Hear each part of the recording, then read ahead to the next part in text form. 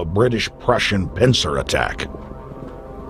A Rothschild agent was able to get the news of Napoleon's defeat at the hands of Lord Wellington to Nathan Rothschild a full 20 hours before the news reached London.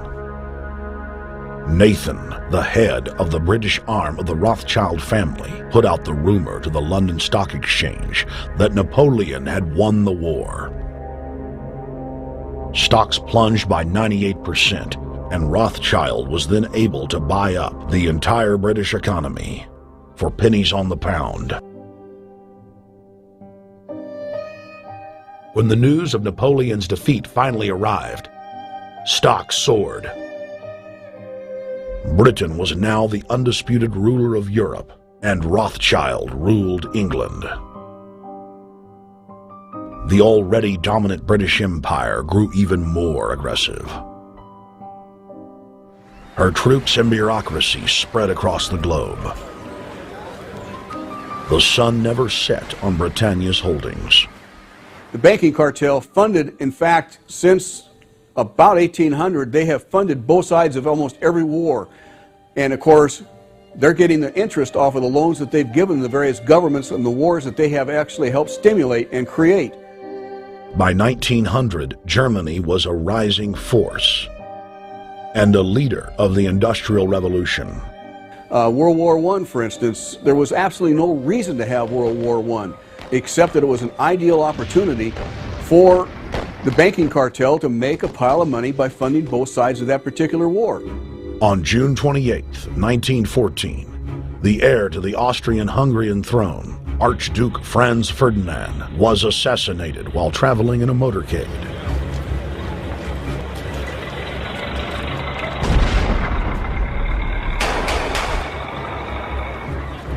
The Black Hand, a Serbian secret society with connections to French and British intelligence, took credit. World War I had begun.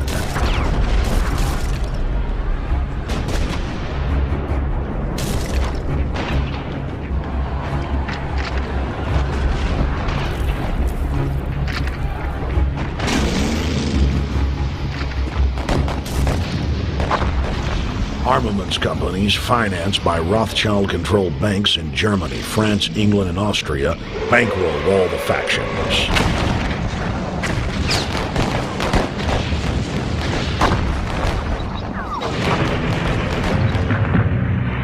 At least 20 million were killed in the war. It was a conflict so terrible the people vowed to never fight again. They dubbed it the War to End All Wars. Question is, why did they want war? Well, first of all, is money and power. But secondly, they wanted to create the League of Nations. They had this in their plans all along, and as a consequence, once the war was over or about to be over, they began to formulate this idea of a League of Nations so this would never ever happen again. Hundreds of years of practice made the British experts at hiding their empire behind puppet governments and councils. In the name of stopping all future conflicts, they proposed that countries would join a League of Nations. Their true intention was for the League to serve as a framework for world government. President Woodrow Wilson, who had spearheaded the establishment of the private Federal Reserve System in the United States in 1913, strongly supported the establishment of the League of Nations. Woodrow Wilson was a very naive president. He was basically a college professor that was grafted into this whole system. The League convened in Paris in 1919, but many nations recognized it as a threat to their sovereignty and refused to join. Frustrated by the U.S. Congress blocking the League of Nations, British intelligence, with the help of the Rockefeller family, set up the Council on Foreign Relations in New York City in 1921. The council recruited the best and brightest of American life to support the growth of the Anglo-American Empire.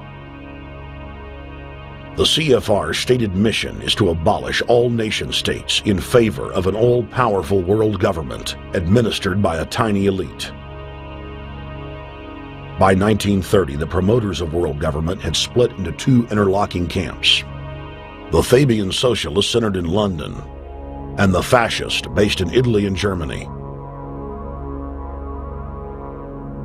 National Socialism will use its own revolution for establishing a new world order. Adolf Hitler.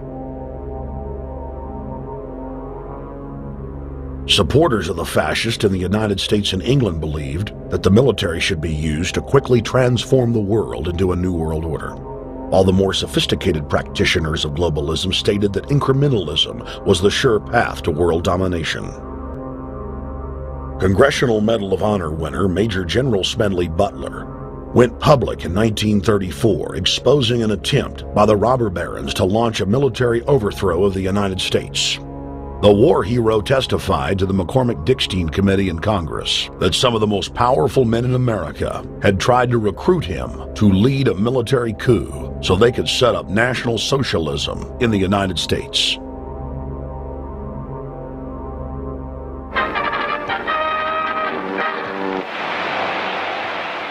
I appeared before the Congressional Committee, the highest representation of the American people, under subpoena to tell what I knew of activities which I believe might lead to an attempt to set up a fascist dictatorship. I was supposed to lead an organization of 500,000 men, which would be able to take over the functions of government. The fascists had also made deep inroads in England. Edward VIII, King of England, was forced to abdicate the throne because of his public support for Hitler. Was es sich dabei nicht nur das negative Problem der Bekämpfung dieser Lehre und ihrer Organisation handelt, sondern die Durchführung der positiven Aufgabe der Gewinnung des deutschen Arbeiters für den nationalen Staat.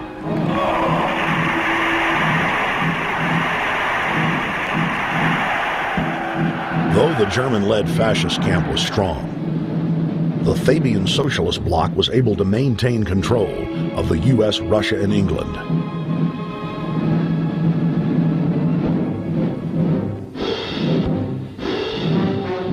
In the build-up to World War II, and during the conflict, the bankers again financed both sides, just as they had done with Napoleon.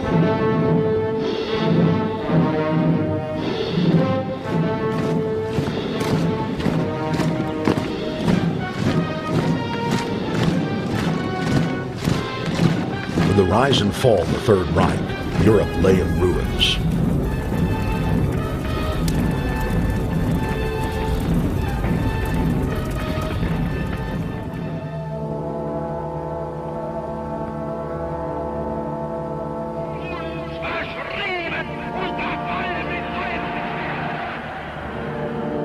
Once again, the elite claimed that only global governance could save humanity from certain destruction. And this time, the elite would succeed in setting up their world body.